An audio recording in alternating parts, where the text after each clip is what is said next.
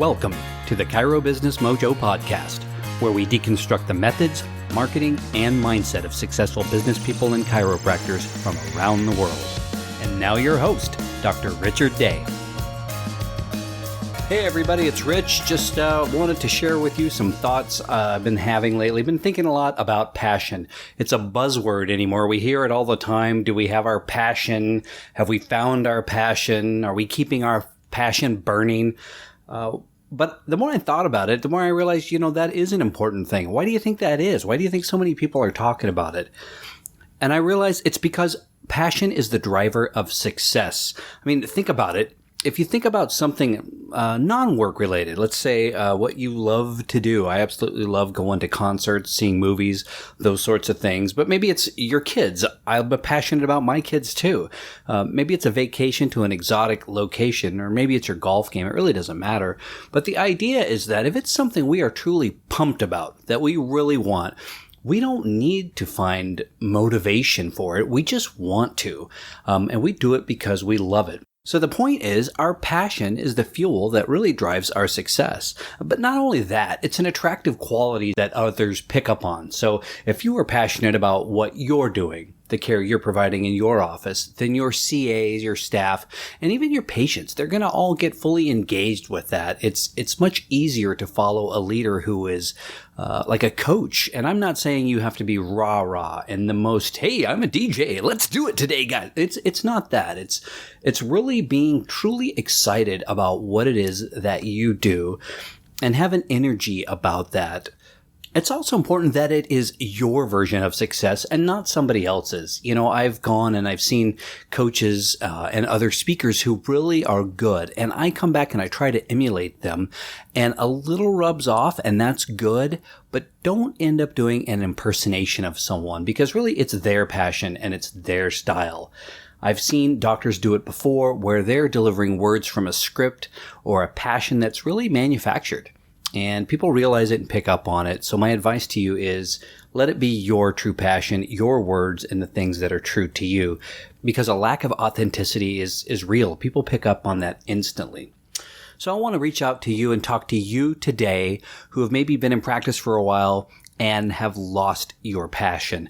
When we come out of school, we have passion in spades. I know I did, and everyone who is getting ready to graduate that I talk to, and even those their first year, they are all very, very passionate about what they're doing. But if you're not, if maybe you've lost that edge and you're stuck, it's time to do some deep introspection. You need to ask yourself some questions. Are you doing the things that you love to do day in and day out? Are you bringing your A game to your practice every single day with every single patient? If you're answering no to those questions, it's time to take that deep, hard look inside and really do that heavy introspection. Patients are consumers just like the rest of us. They have a choice in where they go out to eat. They have a choice in where they want to spend their time, and that includes who provides their health care. And so think about your patient. When they enter the office for the first time, they're in pain and they need your help. So they may be in your practice, but are they going to stay in your practice? They are assessing you every single step of the way. They're asking themselves, am I in the right place? Can this person help me? Are they the right person? They're making micro assessments throughout each encounter with you. And these can be about everything, from the way your business looks on the outside and inside to the way they're greeted on the phone or in person. The way you adjust to the way they feel when they leave your office.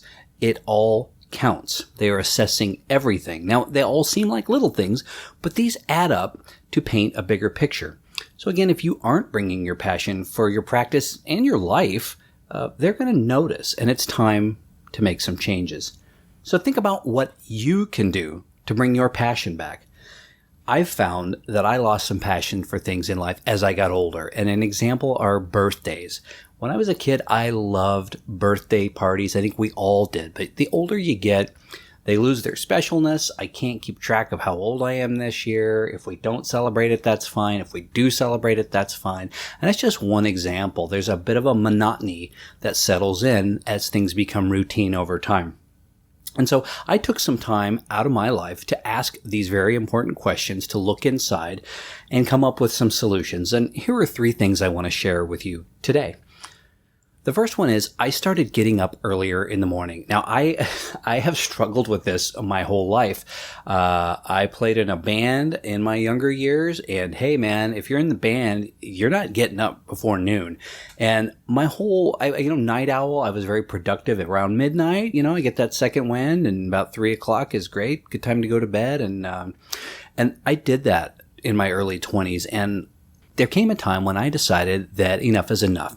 I want to rewire who I am as a person. And the statistics show that those of us who are most successful are the morning people. I finally caved into that reality. And I'm not saying you can't be successful as a night owl, but statistically speaking, the morning people are getting more done before we wake up. So I started getting up earlier in the morning. And let me tell you what happened. First of all, there's just something really special about getting up when the sun's coming up. It's just that whole rebirth thing and the whole, hey, a new day. I mean, that's real. And you really feel it in the morning. The birds are chirping outside and my coffee's brewing and it just feels really good. Another part of that is I feel like, hey, I am on it today. I am going to get so much done. I feel empowered just because I am up and conscious. And really around noon, when I look back, if I've been up since 5 a.m. or 6 or whatever time I've gotten up, I do have a really good sense of accomplishment that day. And that gives me that energy. And I start to feel a little more passionate about that just because I think I've already won something by getting up early in the morning. The second thing I did was I took time to give thanks for the good fortune I've had in life. And I've heard more about this lately, but gratitude. I started a gratitude journal, and I wrote down each day for 21 days 3 things that I was very thankful for. And at first, they're easy. Your family, your kids, maybe some success you've had, patients you've gotten well, whatever it is. And then it gets a little harder as you go. But I really did it. And 21 days after it, I look back on it and I do realize, wow, I've had a very blessed life. I've had some amazing experiences, some wonderful people that have come into my life.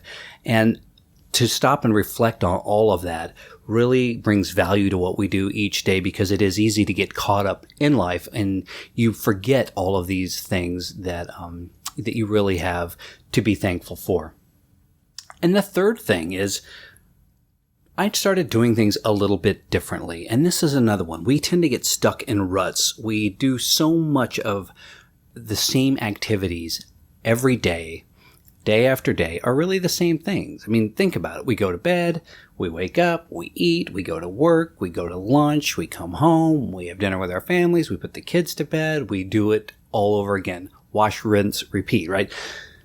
So if you want to sort of get out of that rut of feeling stuck, start doing some different things. And they're little. They're going to seem ridiculous. But, I mean, they're easy, but they start adding up. So maybe take a different route to work. I started doing that. I started noticing, oh, look, there's a new subdivision that's being built over here. I had no idea. Oh, I didn't know this was over here before. I never saw this thing over here. I mean, there's always something out there that are blinders. We sort of miss them because we have these blinders on because we just drive the same path every day. So try a different path to work. Maybe go in a different door when you come in. Maybe instead of going in and turning your computer on, you go in and you do something different. But whatever it is, change it up a little bit. And again, these are all really simple things, but all of these simple things add up. And when you look about over time, look at how things work over time. Think of it like you are steering a ship. If you turn that wheel just a little, well, it doesn't look like much, but you might end up a mile off course after an hour or so. So over time, these little things really turn into monumental shifts.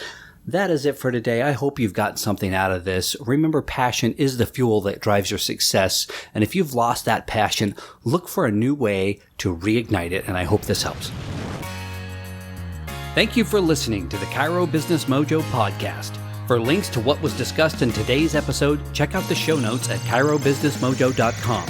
And be sure to jump on over to iTunes and leave us a 5-star review if you liked what you heard. We'll see you next time.